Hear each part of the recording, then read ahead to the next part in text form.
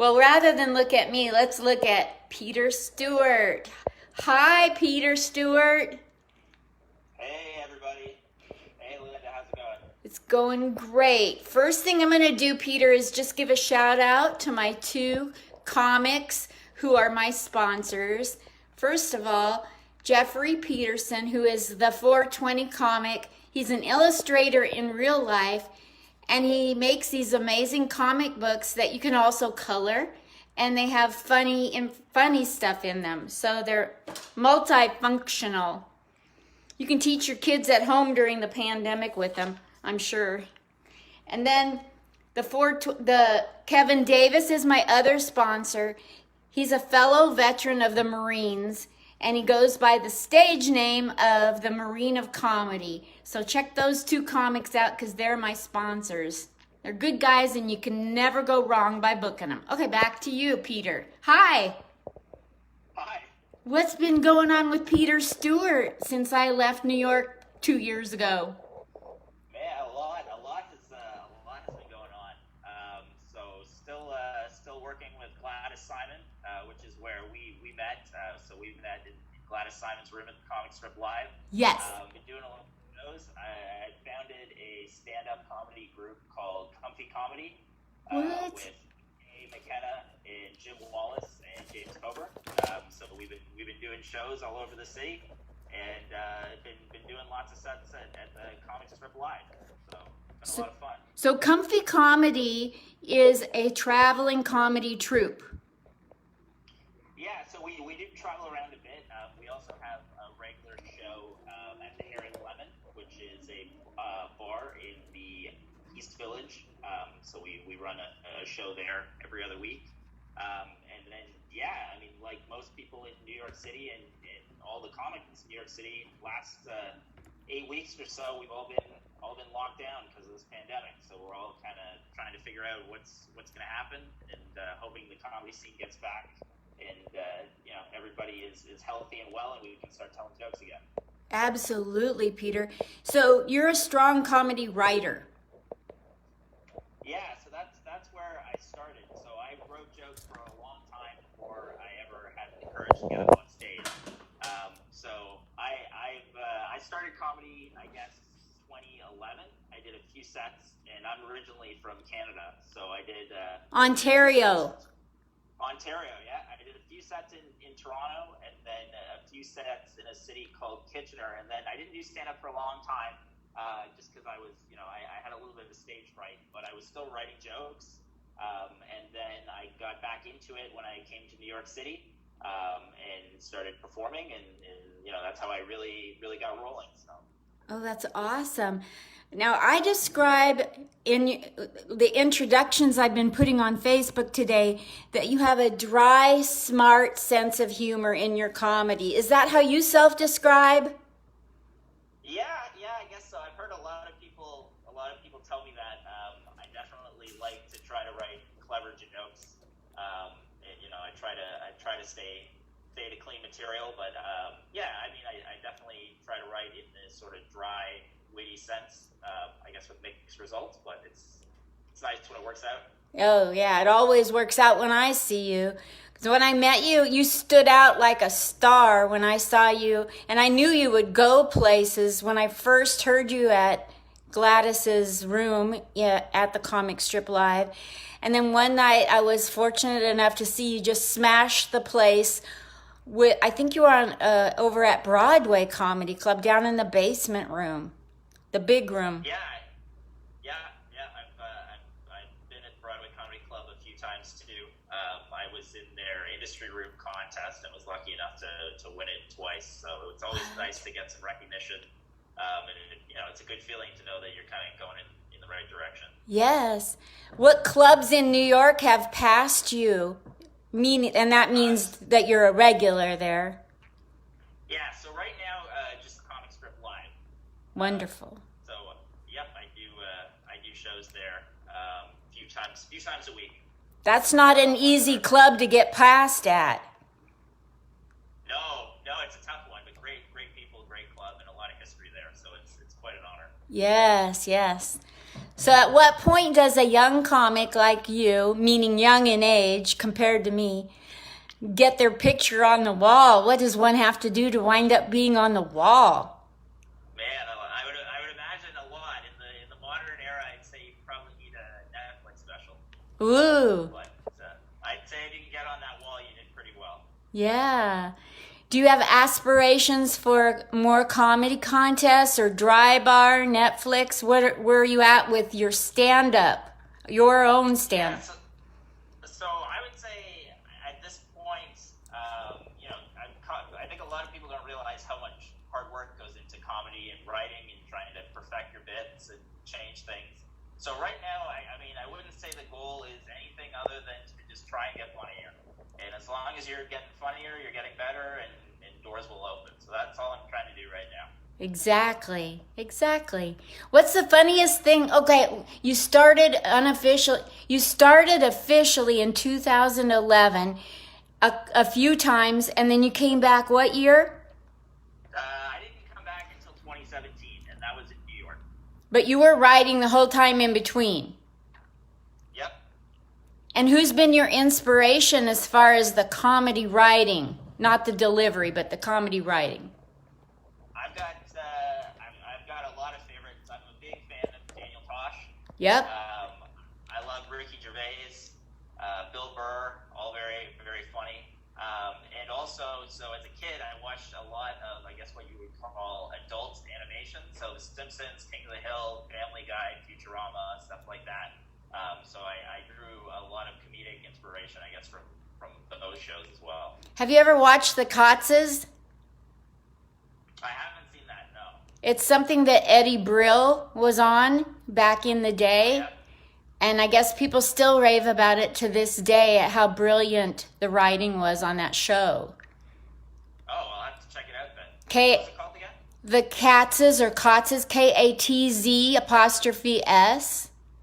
Oh, okay. Yeah, I'll check it out. Yeah, I just found out about it, and I'm from the same eras as he is. So yeah, we're always learning, right? Yeah, absolutely. People say, you should watch this movie. No, I've got enough with learning comedy. I'm still a baby at this. Leave me alone with your, I want to watch a movie. That's one thing Gladys told me when I started. She said, don't expect much in the first 10 or 15 years and then see where you got to. Because it can be a steep learning curve. Yes. So I love Gladys. She's been coaching people forever, since way back in Hamburger Harry days, people say. So what is the, other than what you just said, what are some of the top things you've learned from being around Gladys and her room? Yeah, I mean, Gladys has been around long enough that she's seen it all and she knows it all. So it could be as simple as, the piece of advice I hear she gives to every new comic is find your voice, find your tone. And that's a lot easier said than done. But that is a huge part of comedy because it adds a lot of sincerity. I know she loves to tell me to fix my hair and wear a better shirt. So I get that a lot from her. But even just kind of mechanic things like how to structure a joke, how you can rearrange jokes to add a little more punch to your routine. So there's kind of the technical side and then kind of the broader side about who you're going to be on stage and how you're going to connect with the audience. What I adore about her room, other than what you said, because heavens, yes, you're right. The thing that always strikes me in the heart is that you and I met in Gladys's room, and we have like a forever bond because of the tone she sets in that room. Yep. Yeah, it's definitely, it's not like a lot of the mics you would find in New York City.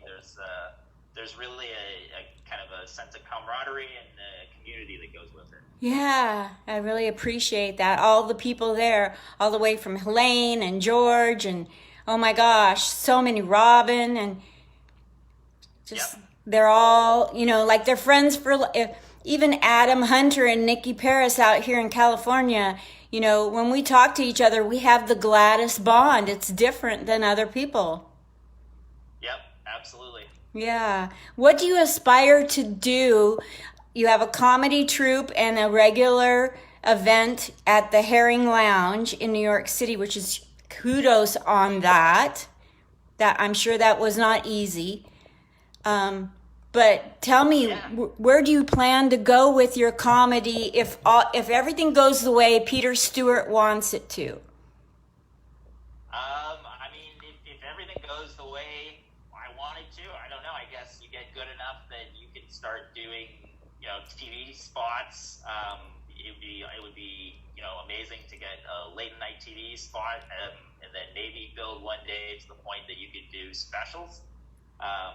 For me, it's really just about the stand-up piece. Like, I'm not really a comedic actor. I don't do improv or sketch comedy. I'm only a stand-up, at least at this point. So a lot of my goals would kind of focus on that area. And I think having a special is about as big as it can get, right? So. And you might consider yourself only to be a stand-up, but you're one of the best I've seen at Gladys Simon's room at Comic Strip Live. You and Troy Bond, and of course Nikki Paris. But Troy and you are going to go places. I hope so, right? Yeah, I'm eager to see where it can take me. And right now, I'm just kind of making sure I put in the work. Yes. If something happens, I'll be ready. Awesome. Do you travel to places like around New York, like Philly and Connecticut? Are you willing to travel if somebody wanted to put you on a show or have you open for them? Or sorry, something's in my eye. So, do you travel? Absolutely. I would absolutely be willing to travel for shows, and I just appreciate the opportunity to get stage time. Right now, most of my spots have been in New York, with a handful back in Canada around the Toronto area. But yeah, no, I definitely would be open to travel. Have you done any of the festivals, the comedy festivals, like in Toronto? Don't they have a great big huge one? Yeah, so in Toronto, I think they have an extension of Just for Laughs, which is the big festival that started in Montreal, and then they've expanded to some other Canadian cities. So I haven't done that one. We were in a comedy festival last year that was it was actually a pretty cool event. It was organized by a comedian named Jonathan Ziegel, and it was basically I forget the exact name, but it was a free comedy festival in New York that covered a lot of the different bar shows. And that was very cool because as a performer, I got to be in it, but also as someone who helps organize a show, we got to have a couple additional comics we never met before come in, and they were both very funny. In fact, one guy was from South Africa. I think he lives in Switzerland now. Very, very funny guy. So it was a lot of fun. Oh, that's amazing. All right. So let's, in a closing little question, so I'll let you go because I'm sure other people want to interview you. In a closing, I want to ask you, let's say they opened up the world for us and the pandemic is gone and you have $1 million. Somebody hands you $1 million to go bless somebody, to make their life better, or to do comedy somewhere. Where would you go? What would you do? Would you spend money? Would you do comedy? And where would you go to do it? Yeah, I mean, I'll be honest, I don't really, look to make any money off comedy. I just enjoy doing it. So, I would say if I had $1 million, I would probably just use it to help people from the pandemic. You know what I mean? Like, so especially some of the outer boroughs in New York have been hit pretty hard. Yes. And I think laughter, if you look back historically at things like the Great Depression, that's when a lot of comedy thrived. People need a laugh when all of this is going on around them. So yes, any little bit I could help in that regard, I'd be more than happy to do so. Awesome. Well, you have a big future ahead of you in comedy because the entire world is suffering, and that leaves room for a lot of ability to make people laugh, unfortunately and fortunately. So I know you're going to go places, and I wanted to get you on here while I could afford you. I appreciate you taking the time to interview me, and thank you so much for having me. Thank you, Peter Stewart. Keep going. You're doing great. I'm a fan. Thanks. Bye, Pete. Thanks. I appreciate it, Linda. Bye. Bye, Peter Stewart. Awesome. Thank you so much. Yeah, no, thank you for having me on. That was great. Thank you, Peter. Man, he was fantastic. He sets his goals realistically. He's not really in it for the money. You know, like he got past at Comic Strip Live, which is not easy to do when you're like really only two and a half years into it. So that's the level of comedy he has. So we literally are hearing him while we can afford him, because he's kind of like Stephen Wright in the dry approach, but not, he's got his own style. But it's kind of dry, and he stands perfectly still, almost like a statue, and delivers these brilliant things that he says. He's not an actor. He admits that. He's not, you know, all out there doing anything but just telling his material. So there's different strokes for different folks.